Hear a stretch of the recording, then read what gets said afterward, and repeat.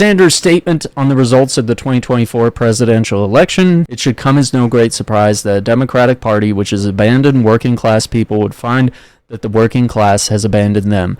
First, it was the white working class, and now it is the Latino and black voters as well, as we can see in Georgia, for example, right? He continues, while the Democratic leadership defends the status quo, the American people are angry and want change, and they're right. Today, while the very rich are doing phenomenally well, 60% of Americans live paycheck to paycheck, and we have more income and wealth inequality than ever before. Unbelievably real inflation accounted for weekly wages for the average American worker are actually lower now than they were 50 years ago. So imagine that. People are making less than their parents did.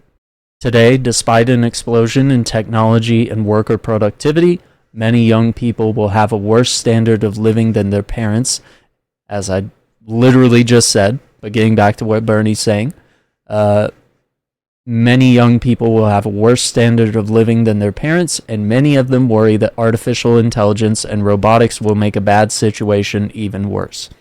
Today, despite spending far more per capita than other countries, we remain the only wealthy nation not to guarantee health care to all as a human right, and we pay by far the highest prices in the world for prescription drugs. We, alone among major countries, cannot even guarantee paid family leave and medical leave.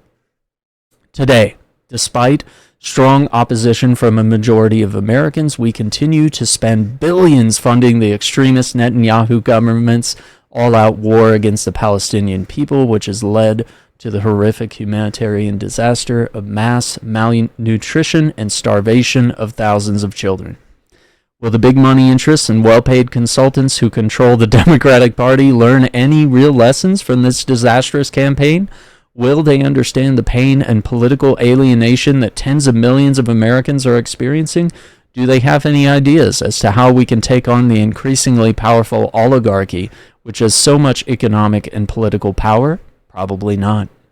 In the coming weeks and months, those of us concerned about grassroots democracy and economic justice need to have some very serious political discussions. Stay tuned.